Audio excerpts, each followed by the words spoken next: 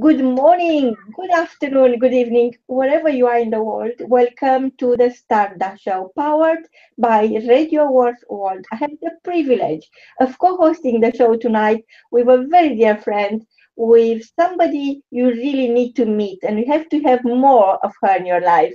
Over to you, Sue Ritchie.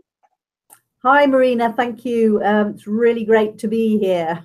I'm really feeling very excited about having this opportunity, but also really excited about the Stardust Awards next weekend as well.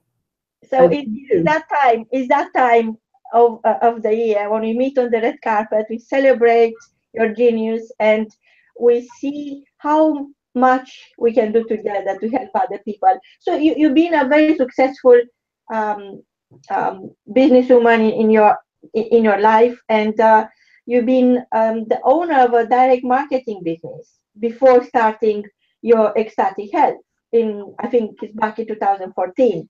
So I know in your previous life you've been involved in long hours like most people do, and you've been under a very, very high level of stress. And like many women, you felt that um, it was time to think of yourself, and it was time for you to say, yes, everybody else is very important in my life. My work is very important. I love it. I'm passionate about what I'm doing.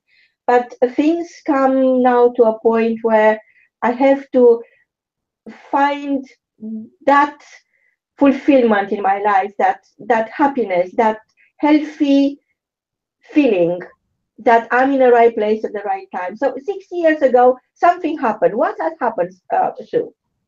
Well, I mean, with sort of started, I think that originally a couple of years before that, with being diagnosed with Hashimoto's disease and being told by my doctor that I asked if I could recover from that, to be told categorically in no way that was possible. And for me, that really sort of led me on a journey because I wasn't willing to accept that diagnosis.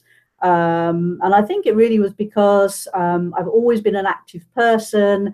I love, travel. I love, doing lots of things and, socializing and doing a lot. So for me, it was like, oh gosh, the thought of, getting older and not being able to live an active life was just like, oh, I've got to do something about this. And that led me on a journey of doing a lot of research. Until I actually sort of found, ultimately the answer. But what I actually found was that, around about sort of 6 years ago, 5, 6 years ago, I just found myself in, the only way I can describe it is being in a black hole. Everything in my life just wasn't good at all. I was working, as I said, you said, all the hours God sends, not really seeing the financial reward for those hours. I was feeling unfulfilled, and running around looking after everybody else and all the sort of things that I loved in my life. That I like being creative, I like music, and I love photography as well. And I just sort of let go of doing all of those things because there just didn't seem to be, the time in my life, and everything was all sort of revolved around work. It was like, I worked to live or live to work, whichever way around, you want to put that. And, the result for me was that, I had a lot of health issues. I had, no energy, really tired all the time. And, to put it bluntly, everything was pretty crap for me at that time. But I had to find a way, to get myself out of, that situation. And it was about, making the decision to put myself first, which is, very, very key. And I think as women, we're really dreadful at it. And we think that putting yourself first is selfish. We need to look after everybody else, our, partners, husbands, family, children. But the truth is that, you don't show up as your best version of yourself. And it can lead to, as it did with me, because of the stress and everything, I got sick. And actually, I then became not much use to anybody, really. So I think it's really good that, you know, we as women, it's not selfish to put yourself first, and it is actually the best thing that we can do. So over to you. Wow. So, I'm so impressed by your zest for life, by your vision about what really is possible for each one of us. And I know it's just almost socially conditioned. It's almost engraved in our own behavior to give it all, to put everything and everyone else first. And then when you don't have the energy or the means to keep delivering and living other people's life, something very dramatic would happen. You start questioning everything. You start questioning, is this the right thing to do? Is this perhaps the best I can do? Or am I really not good enough? Or maybe am I any good? So I know that you made tough decisions, and in order to make these decisions you had to think of downsizing, of making staff redundant, and taking business home, basically working from home now, from what I understand. So you absolutely turned the table. You knew you wanted something else, and you didn't know actually what you wanted, which was perhaps the most uh, difficult moment, and I faced that myself.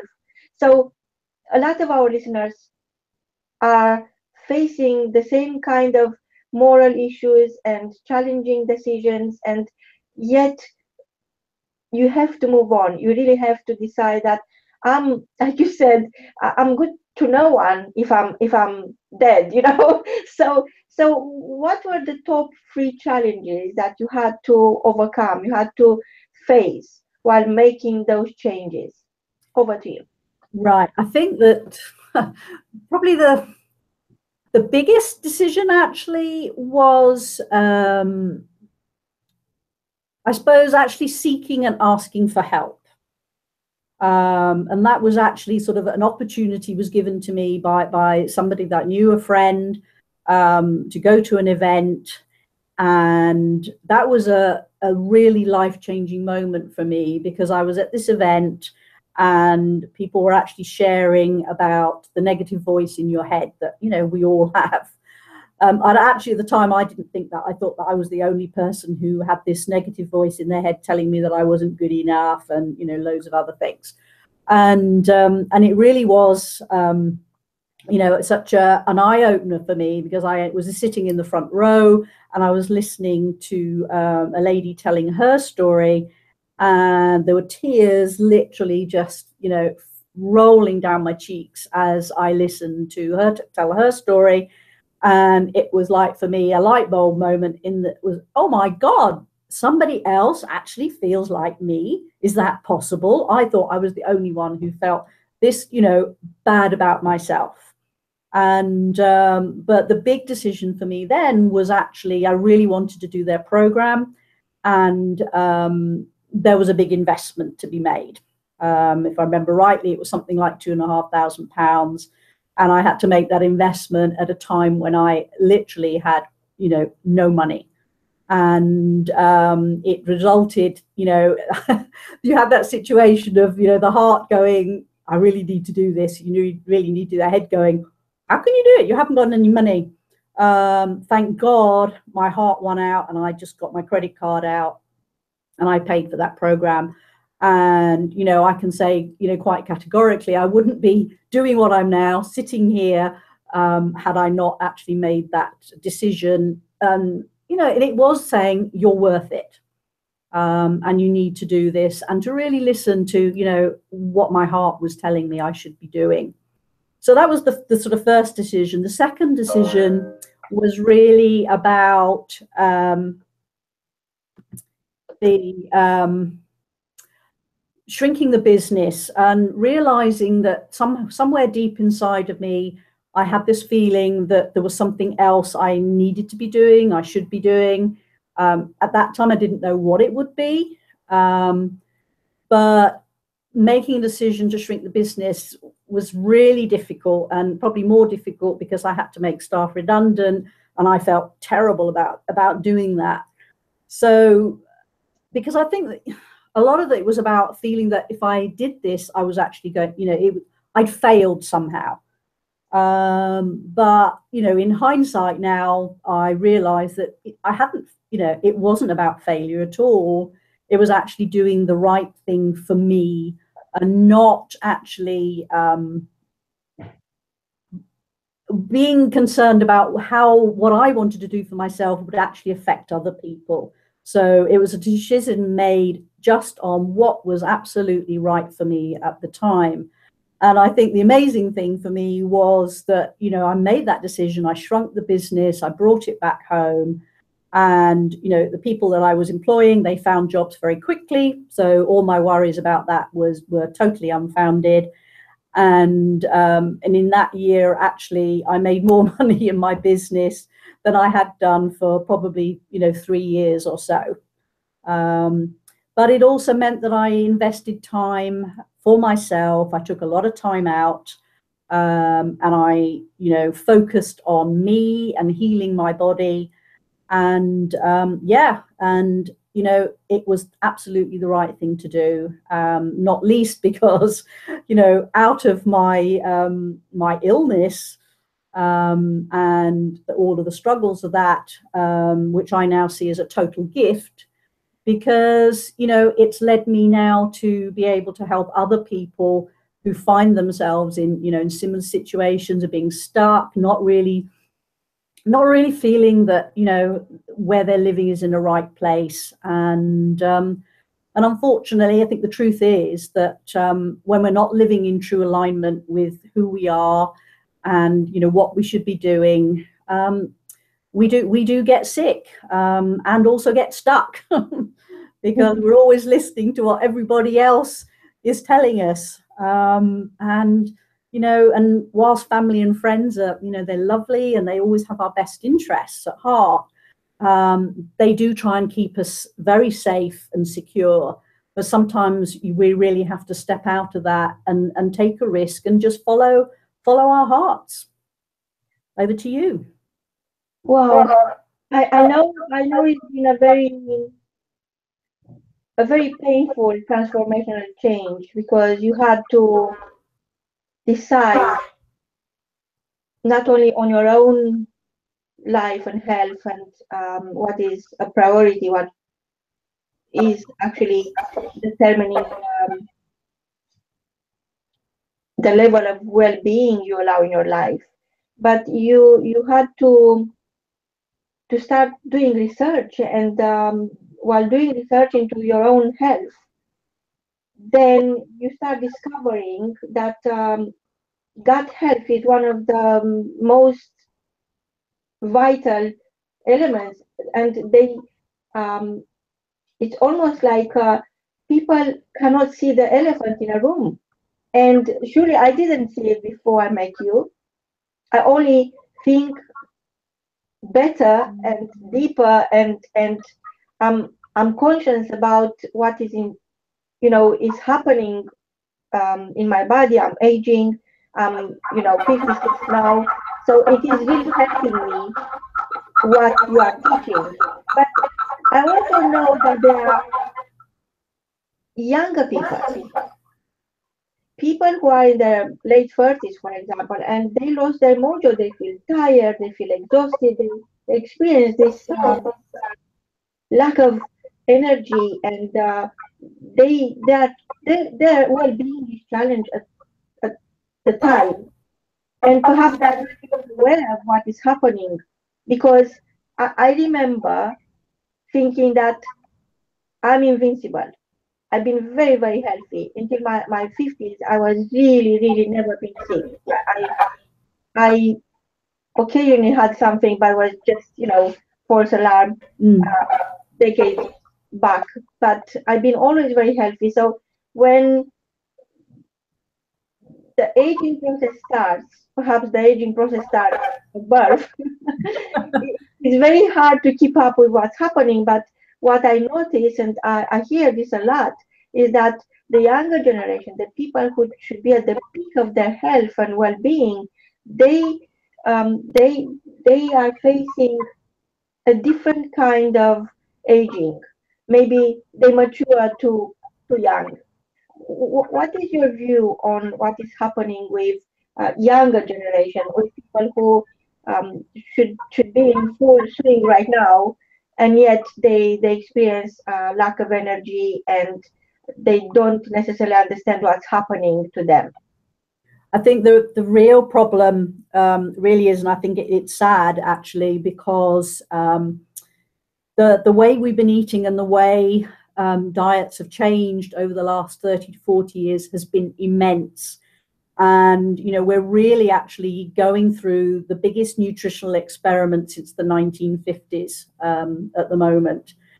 And, in I suppose, well, in sort of my grandparents' day, and I'm old enough to say, in my childhood, meals were, meat and two veg, as they used to say. But what has changed over the last 34 years is that, people are eating so much sugar, people are eating huge amounts of, refined carbohydrates. But also the real problem is, the processed foods, the ready meals, which are all things that have been driven by this whole situation where, we're we're all on this busy treadmill, and we're not taking the time to make, conscious, real, decisions to feed our bodies in the best way possible.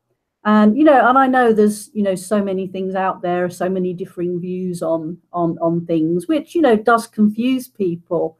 But having a natural diet that's just based on natural foods that that are alive and grow is really the way forward, that people should be doing, because the way we're eating is actually causing huge problems with our gut microbiome. And as you quite rightly said, this is the one of the biggest factors that will dictate whether you stay healthy or whether you will get some form of disease. And the time scales, of course, are going to be different for different people.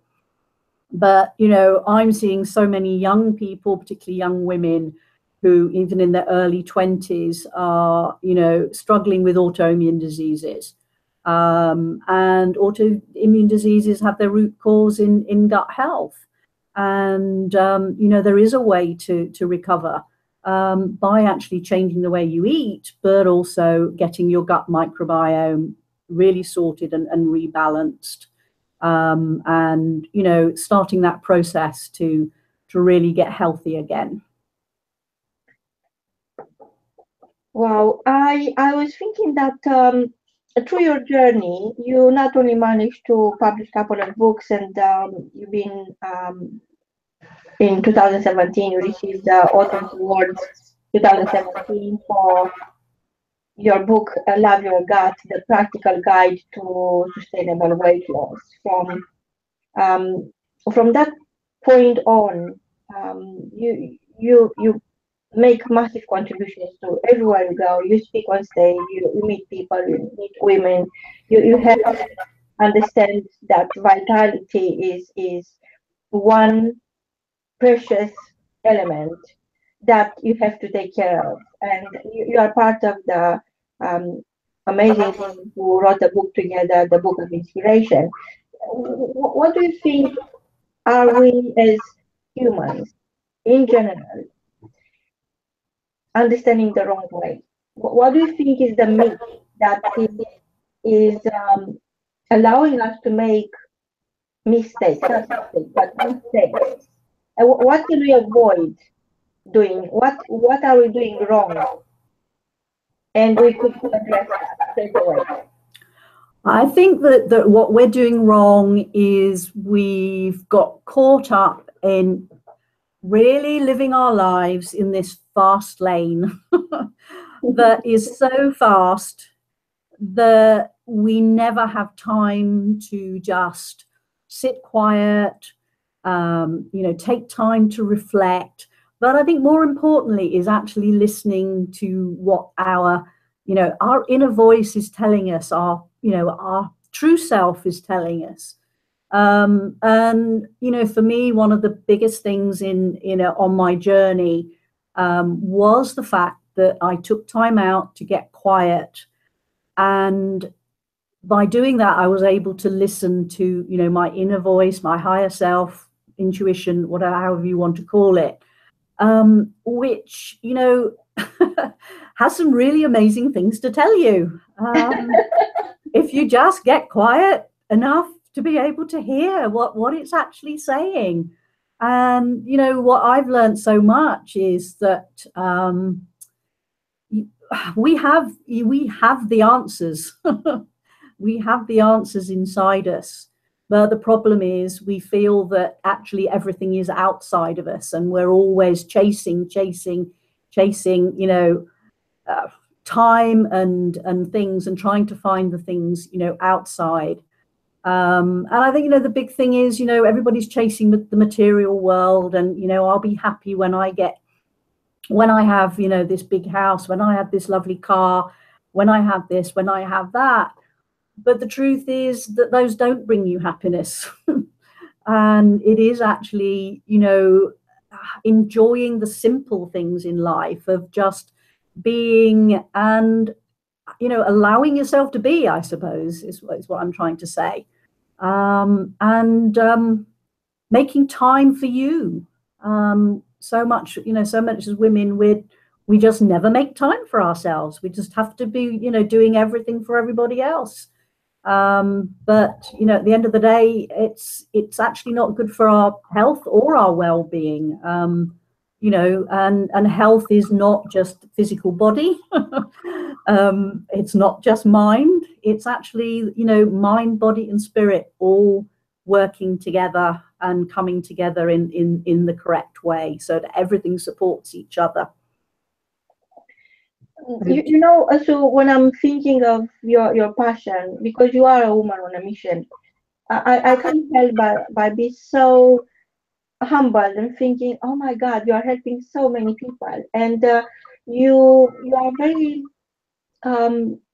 you are coming from a world where everything is done and is done really well. So you are very courageous to embrace your truth and run with it. You grew into this person who could serve your life purpose. And what I'm saying is that I can see you stepping into your own light, and stepping into your own light is not easy. Takes a great belief that what you have, the solution you are offering, is really working. And I think what I'm getting from your story, from your struggle story, from your stardust story, is that the greatest key of all, the greatest discovery of all, is that you are just an open mind away from that magical life you wish for. And you are helping people to overcome all these blockages and all this social conditioning that is making you think, oh, I'm too old, or I'm too small, or but all you do in reality is, unlike before, when you're part of the corporate world, when you're aligning your action, your beliefs, and your values, now you bring your emotion into the mix. And it's very important how you feel about what's happening, how you feel about your passion, how you feel about other people. And I think this is what unlocked your potential. This is what made you this extraordinary leader that is inspiring us all. I was wondering, it's very easy to look at somebody and think, oh, it's easy for Sue because she done it, she discovered something. But I'm just little me, and how could I help somebody when I can't help myself? What would be your advice for somebody who wants to start their own journey and understand what is that they have to put themselves in alignment with? What is their magical truth about themselves? What is their vision? Where could they start? It's a really good question, Marina. Very good question. I actually think that the key thing is actually taking responsibility for yourself. I think that's, for me, that was the big journey start as well. You know, one of the key things was actually realizing that I have to take responsibility for myself. I can't blame everybody else for why why I wasn't ill, why my life had ended up where it was, why it became very difficult. And it's a tough thing. It's a tough thing to do. But when you actually realize that actually you are the only person who's responsible for the way your life pans out, then things start to change and you start to see things differently and realize that the only way it's going to change is if you start to take some actions to make those changes in your life.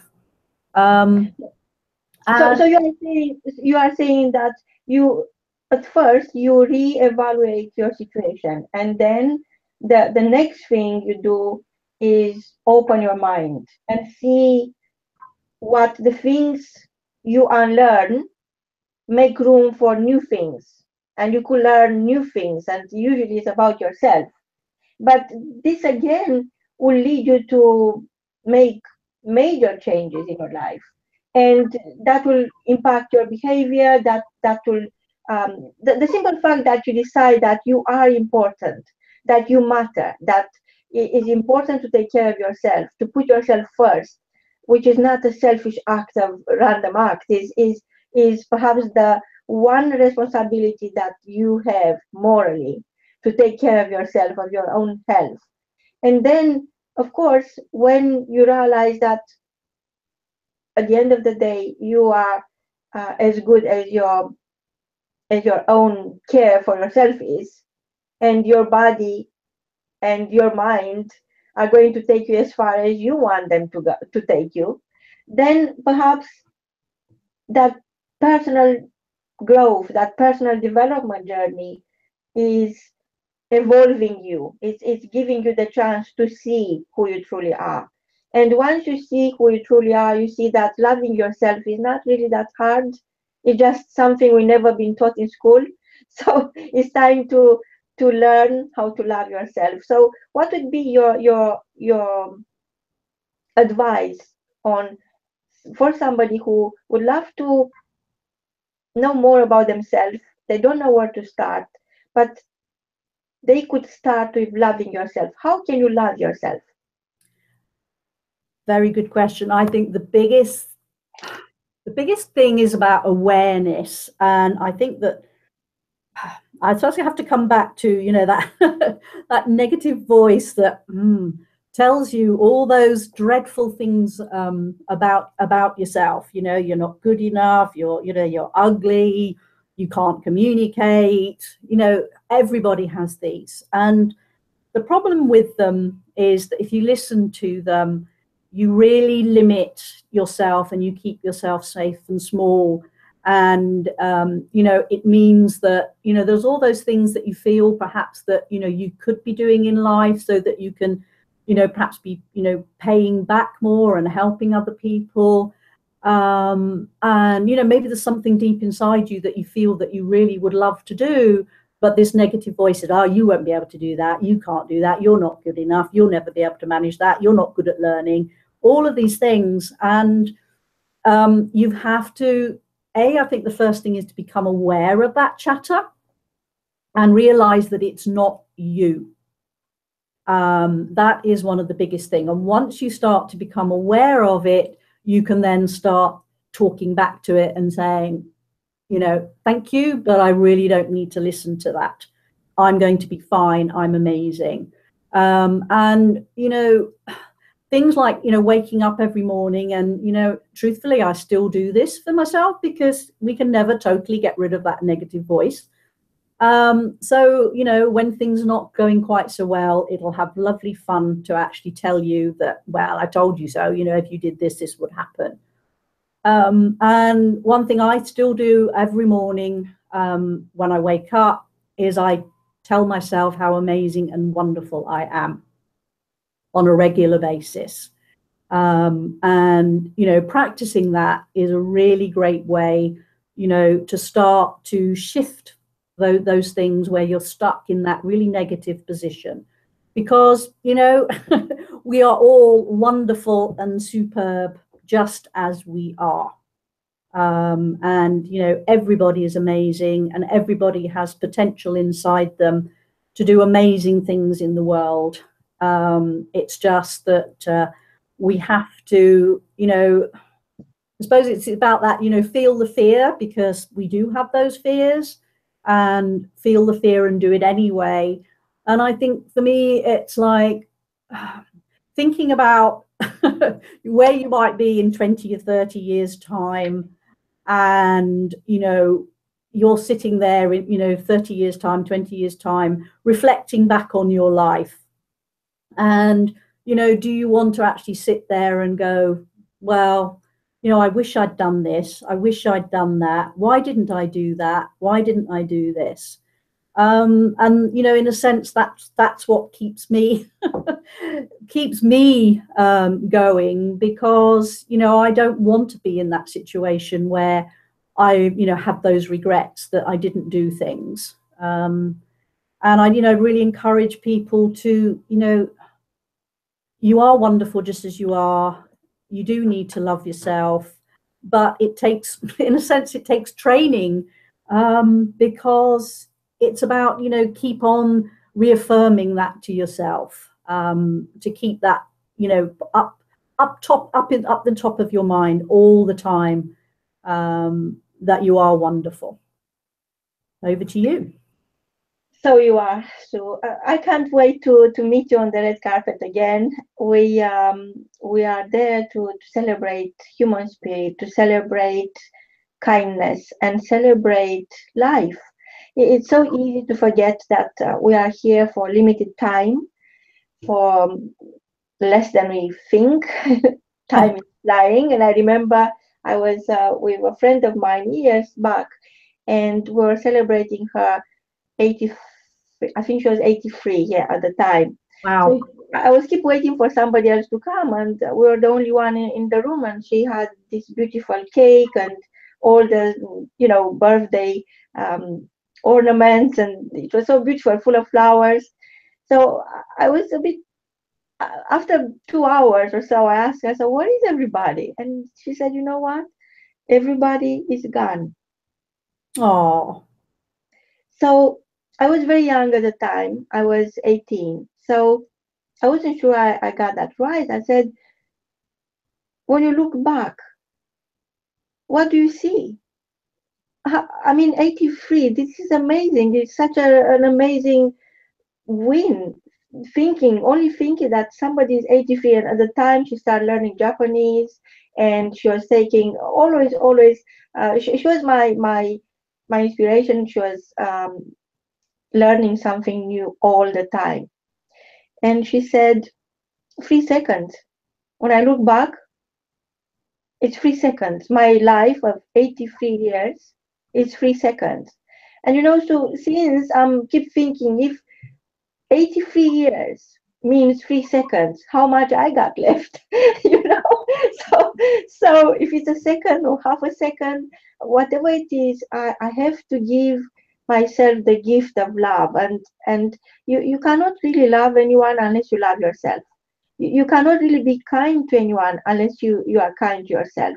And you are so right. It is all about awakening, and all about being awake, being present, understanding that all I have right now is me speaking with you, and this is such a priceless moment, and I'm so grateful for this moment in time.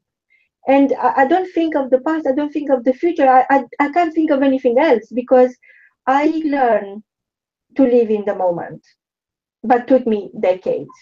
And I don't want our listeners to go through the same struggles. So I urge you, please connect with Sue now, because you'll never find a better inspiration, a better guidance, better leader than through Richie.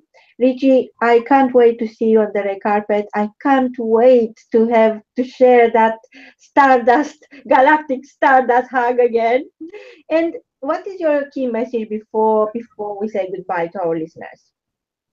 I really, my message is, it really is put yourself first. Because when you put yourself first, you put yourself best. And you will be surprised when you do that, how other things in your life that you thought weren't so great really start to shift. And it's strange enough, it's a bit like magic, really.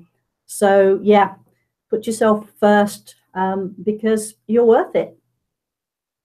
So beautiful. So remember, the miracle you've been waiting for arrived already. It is you. You are stardust, Richie. And for our listeners, just remember, you are stardust. From both of us, until next time, goodbye. Lovely. Thank you, Marina. Bless you. Thank you, Sue.